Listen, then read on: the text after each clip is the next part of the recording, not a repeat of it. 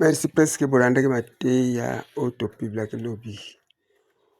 Kusambela nzambe soka seke système kusambela pote kusambela zale alliance na nzambe.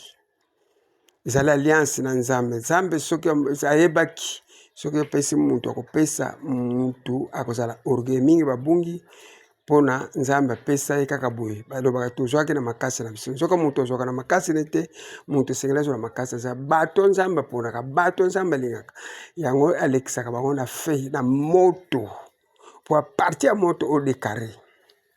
David soka telemaki te alingaki alonga Goliath te. Ana soka telemaki te alingaki azwa oyo azalalaki nango te. Job soka telemaki te alingaki alonga sata te. Donc esengeli telema na bomoi po tolonga oyo oza nango. Esengeli telema na oyo ozomona olonga prophecy eyaka na masumu. Nzambe abendaka bato na masumu. Nzambe abendaka mutu nyonso na masumu ayaka liboso nzambe.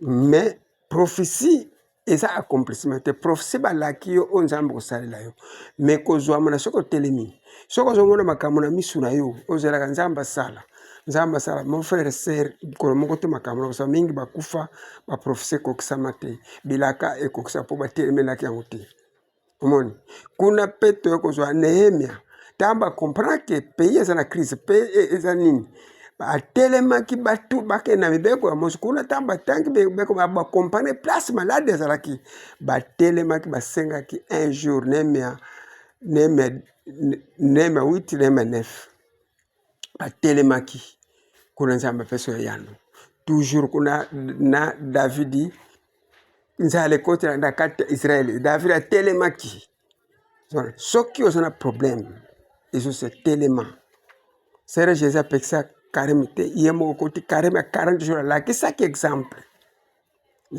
carême eza permis na mutu ya kokota carême fokokitisaka makanisi bapense kanisa nini nasala raisonnement etindaka mutu nini esengeli osala kosambela extrait de prière ebendaka mutu na présence ya nzambe ebendaka présence ya Saint-Esprit mais soki ozosuce te na oyo oza soki ozotanga bible te na oyo ozosala bitumba oza nango solution kosila nzambe bitumba toujours esilaka na kotelema si ezali telema na oyo oza nango nzambe aza na bino nzambe asongoli